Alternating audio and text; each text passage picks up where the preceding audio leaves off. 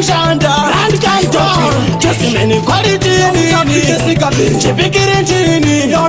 anangola zino nakati mutara sharumbira yakuda kurumbira yewe mukoma sinkuche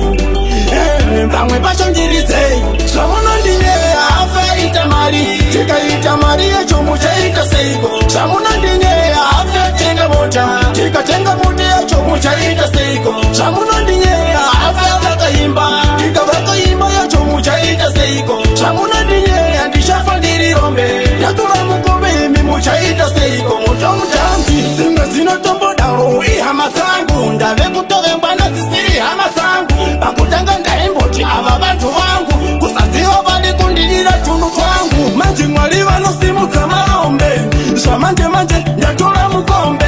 bondafamba vakuti huru zombe ndakutotenga imba kuposhta chombe ndinyeya afa ita mari tikaita mari yacho muchaita seiko chamuna ndinyeya afa tenga mota tikatenga moti yacho muchaita seiko chamuna ndinyeya afa vakaimba tikavakaimba yacho muchaita seiko chamuna ndinyeya ndishafa ndirirombe yatura mukombe imi muchaita seiko mutomutanzi manje singu ini andisikuzorora kushanda ndichashanda futi kutoita semuranda tumangoma ini ndishagara ndeshinyora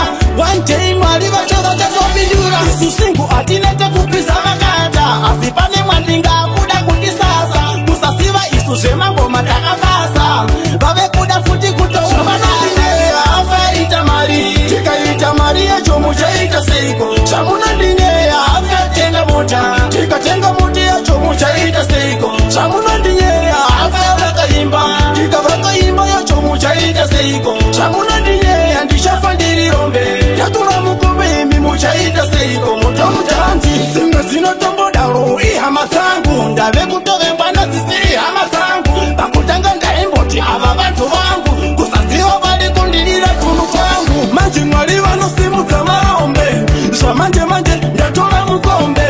bondafamba vakuti huru zombe ndakutotenga imba kuposhta chombe ndinyeya afa ita mari tikaita mari yacho muchaita seiko chamuna ndinyeya afa tenga mota tikatenga moti yacho muchaita seiko chamuna ndinyeya afa vakaimba tikavakaimba yacho muchaita seiko chamuna ndinyeya ndishafa ndirirombe yatura mukombe imi muchaita seiko mutomutanzi manje singu ini andisikuzorora kushanda ndichashanda futi kutoita semuranda tumangoma ini ndishagara ndeshinyora